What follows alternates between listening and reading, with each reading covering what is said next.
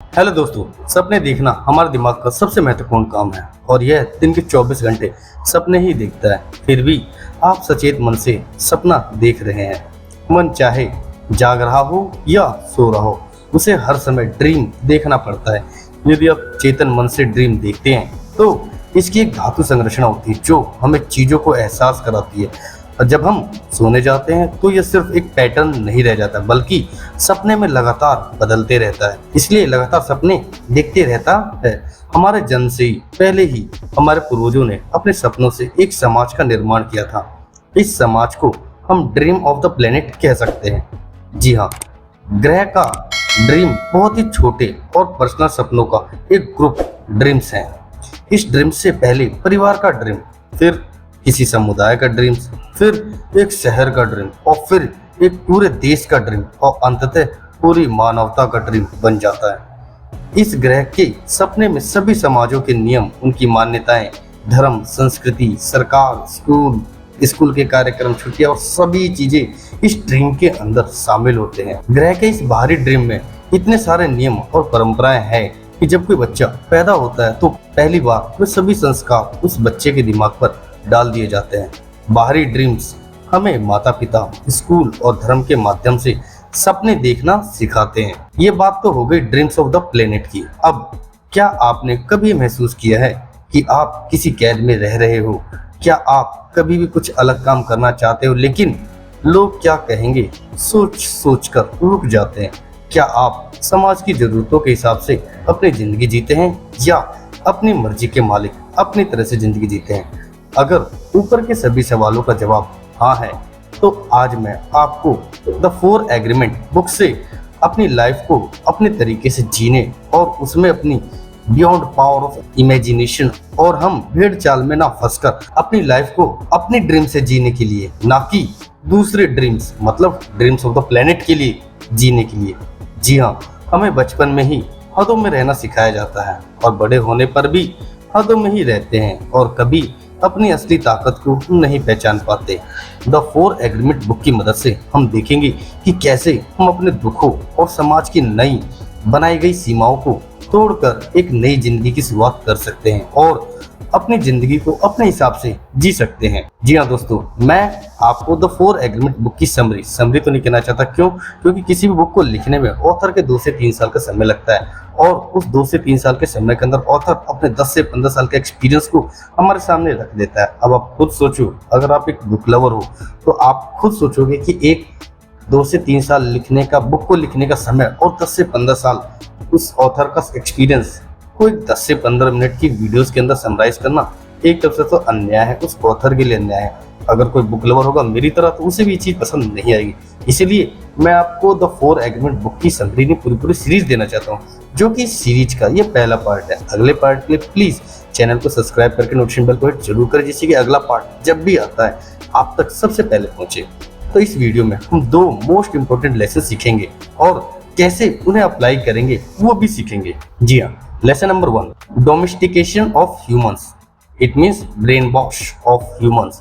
हम सभी स्वयं के साथ, दूसरों के साथ, समाज और जीवन के विभिन्न पहलुओं के साथ हजारों समझौते करते हैं।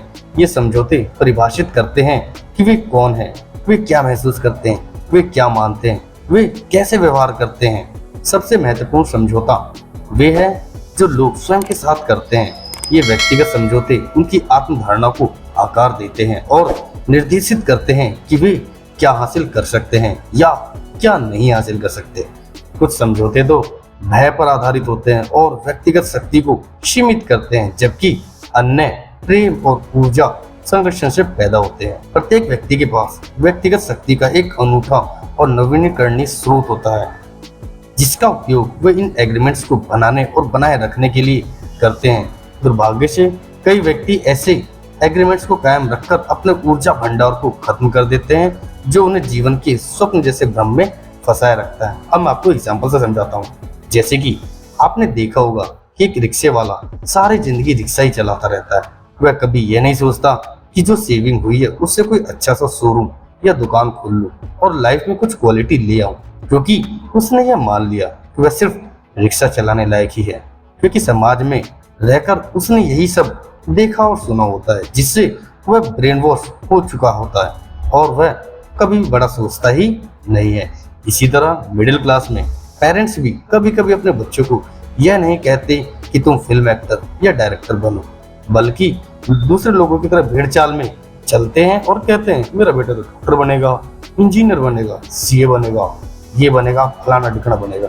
ये सारे पेरेंट्स दूसरों को देखा देखी अपने बच्चों को भी सारी चीजें, सपने, ड्रीम्स सब कुछ उनके ऊपर थोप देते हैं और वही धीरे धीरे जाकर हमारी मान्यता बन जाती है और हम भी उसी में फंसे रह जाते हैं। ये तो हो गई ड्रीम्स के बारे में। अब इसे छुटकारा पाने के लिए लेखक ने 3 स्टेप्स बताए हैं।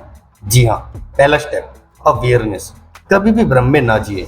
जो भी चीजें आज तक देखी या सुनी है उनके बारे में सोचे और उसका निष्कर्ष निकाले और ऐसा ना लगे कि आप हर चीज बेहोशी में किए जा रहे हो। उसको पहले हमें देखना होगा सचेत रूप से कि क्या ये बात सच है भी या नहीं, या फिर हम वैसे ही गोल गोल गोल गोल घूमते आ रहे हैं जैसे लोग हमें घुमा रहे हैं। And second step forgiveness. जी हाँ, लोग हमेशा अपनी बातों से आपको हर्ट करने की कोशिश करेंगे। उन बातों को दिल से लगाने की बजाय आप उन लोगों को माफ कर दें, यह सोचकर उन्हें सही ज्ञान ही नहीं है। आप सिर्फ अपने गोल पर केंद्रित रहे। आपने देखा होगा कि आपके बॉस ने या आपके किसी कलीग्स ने आपको कुछ उल्टा भला बुरा बोल दिया तो आप हर समय उसी के बारे में सोचते रहते हो कि यार उसने मेरे से ऐसा क्यों बोल दिया, उसकी हिम्मत कैसे हो गई, उसकी औकात क्या मेरे सामने बोल।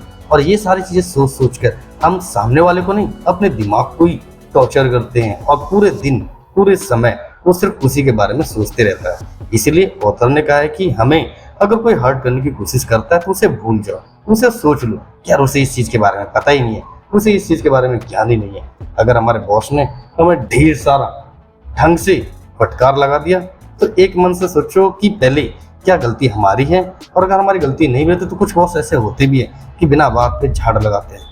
तो अगर हमारी गलती नहीं है तो उनको भूल जाओ, क्या कोई बात नहीं, उन्हें हमारे काम के बारे में पता ही नहीं था, इस वजह से उन्होंने ऐसा बोल दिया।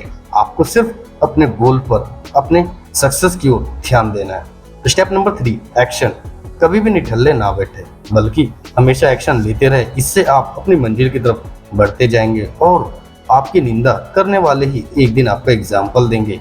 बहुत से लोग सबको उंगली कर करके बता देते कि उसकी गलती, उसकी गलती और उसकी गलती, और खुद एकदम निठल्ले आराम से खाली बैठे रहते हैं। बल्कि हमें ऐसा नहीं करना चाहिए। मैंने आपको दूसरे स्टेप में बताया कि आपको भूल जाना चाहिए, लेकिन उसके बाद आपको एक्शन लेके काम करते रहना चाहिए, ना कि छोड़ देना चाहिए। और आप भी इस टाइप के कंटेंट देखते रहें जिससे आप लोगों के जीवन में कुछ वैल्यू ऐड हो सके और लाइफ में कुछ बड़ा हासिल कर सके। उसके लिए आपको भी अभी एक एक्शन लेना होगा। चैनल को सब्सक्राइब करें जिससे कि आप भी इन बुक्स की हेल्प से अपनी लाइफ में वैल्यू ऐड कर सके और साथ में अपने दोस्तों के साथ भी शेयर करें। वो कहते हैं ना, शेयरिंग इज ए केयरिंग। और कमेंट करके जरूर बताएं कि वीडियो के मेन पॉइंट्स में कौन सी बात आपको अच्छी लगी और कौन सी बात अच्छी नहीं लगी, और अभी से ही आप उनको अप्लाई करें, क्योंकि वीडियो देखने का कोई फायदा नहीं है जब तक कि आप उसका लाभ ना ले सके। यह कोई मूवी नहीं है जो बस टाइम पास किया, एंटरटेन हुआ और बस चल दिए। जी नहीं, आपने जो भी चीजें सीखी समझी उसको तुरंत के तुरंत, उसका बेशक 1% ही अपनी लाइफ में अप्लाई जरूर करें। अब हम चलते हैं अपनी वीडियो में आगे। इसमें लेखक ने 4 एग्रीमेंट दिए हैं जिन्हें अपनाकर आप सोसाइटी द्वारा किए गए सारे ब्रेन वॉश से आसानी से निजात पा सकते हैं। जी हाँ, agreement number 1 keep your promise. अपना वादा निभाए। जी हाँ, पहला एग्रीमेंट अपनी बात के पक्के रहो। आपने किसी काम के लिए कमिट किया है तो फिर उसे पूरी जिम्मेदारी से निभाओ।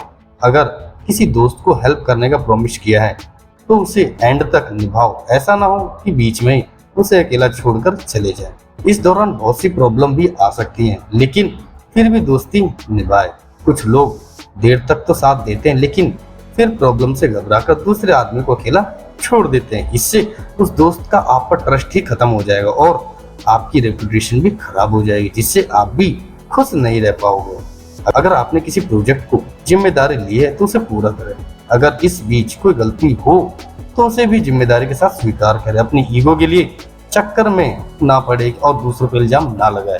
अगर आपकी गलती है उसको स्वीकार करें और फिर उसको सही करें। अगर दूसरों में कमियां हैं तो उनको जज ना करें। हर किसी में कोई ना कोई कमी होती ही है, इसलिए लोगों की कमियों को नहीं बल्कि उनकी खूबियों को देखें और उनकी तारीफ करें। आप देखेंगे कि दूसरों को खुश करके ही आपको असली खुशी मिलती है और दूसरों में कमियां देखने के लिए आप कोई मक्खी नहीं है। मैं आपको एग्जांपल बताता हूँ कि मक्खी को कितनी भी अच्छी चीजें हो, हमारे पूरी पृथ्वी पर इतने सारे फूल, सुगंध वाली, खुशबू वाली इतनी सारी चीजें, लेकिन वो उन फूलों पे नहीं बैठती, वो जाके बैठती है गंदगी में ही।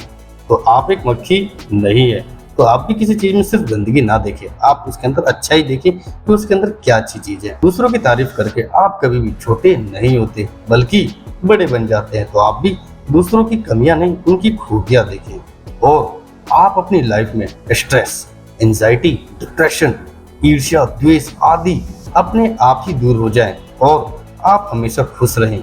तो ये सब कैसे होगा?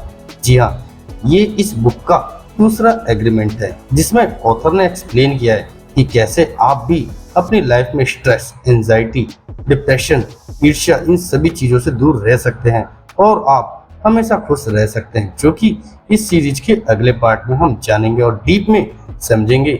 उसके लिए प्लीज चैनल को सब्सक्राइब करके नोटिफिकेशन बेल को हिट जरूर करें और कमेंट करके जरूर बताएं ये पार्ट आपको कैसा लगा और सेकंड पार्ट के लिए नीचे कमेंट जरूर करें कि upload second part in detail. अब इस वीडियो को सम अप करूं तो हमने इसमें 3 मोस्ट इंपोर्टेंट लेसन सीखे। जी हाँ, फर्स्ट ड्रीम ऑफ प्लेनेट, जिसमें पूरी दुनिया का, पूरे ब्रह्मांड का सारा ड्रीम्स हम लोगों के ऊपर ही थोप दिया जाता है। पहले समुदाय का ड्रीम, फिर एक संस्था का, फिर घर का, फिर परिवार का, फिर सारे ड्रीम्स हमारे ऊपर ही थोप दिया जाता है। तो हमें कैसे उस ड्रीम ऑफ प्लेनेट से बाहर आना है। Second most important, domestication of humans, it means brain wash off human, कि हमारे ब्रेन को कैसे वॉश किया जाता है जिससे कि हम कोई और चीज नहीं सोच पाते और हम भी उसी गोल गोल चक्कर में ही घूमते रहते हैं। और इससे छुटकारा पाने के लिए लेखक ने 3 स्टेप भी बताए हैं जो कि आपको वीडियो में मिल जाएगा। And third important lesson, keep your promise, agreement number 1। जी हाँ, अपना वादा जरूर निभाएं। फाइनेंशियल फ्रीडम चाहते हैं और जानना चाहते हैं कि आप अपने पैसे को कैसे मैनेज करें, तो आपको rich dad poor dad book जरूर पढ़नी चाहिए। और नहीं पढ़ सकते तो इसकी सीरीज भी आपके सामने स्क्रीन पर है, जहां आप क्लिक करके उसे देख सकते हैं और आप भी अपनी लाइफ में फाइनेंशियल फ्रीडम पा सकते हैं। अब हम मिलेंगे अगली वीडियो में, तब तक के लिए बाय, टेक केयर। और आपने अपना कीमती समय मुझे दिया, उसके लिए तहे दिल से शुक्रिया।